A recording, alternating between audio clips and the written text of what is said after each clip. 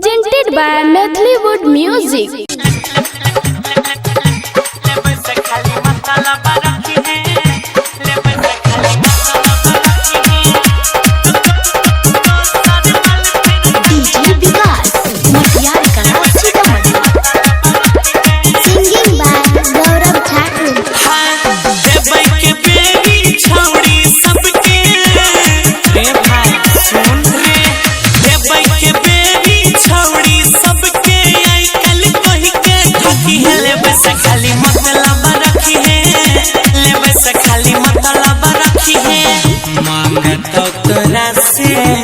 छौड़िया powder cream रे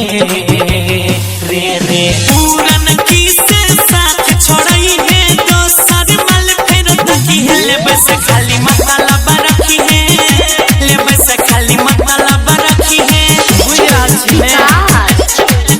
Presented by Methleywood Music. मटियार गला सीतामढ़ी मटियार गला सीतामढ़ी ले बस खाली मसाला बरखी है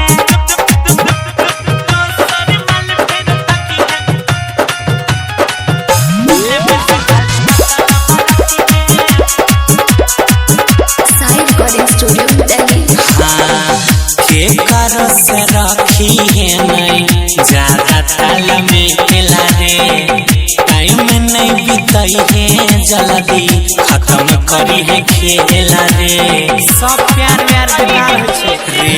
रही के कर से रखी है नहीं ज्यादा ताल में खेला रे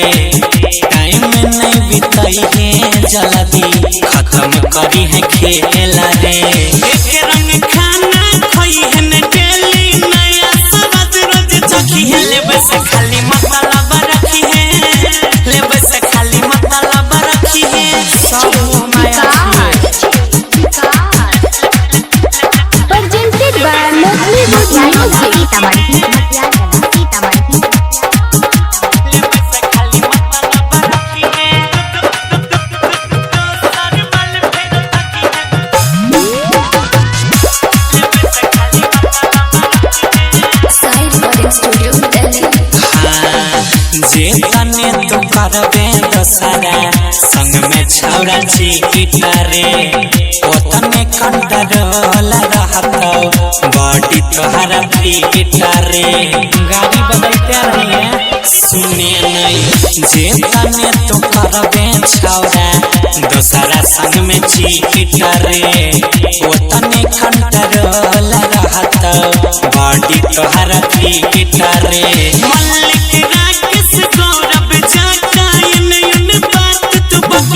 बस खाली मसाला बरखी है हनी रे खाली मसाला बरखी है खाया पिया धोया हाथ तेरा मेरा Recording by Honey Star Delhi.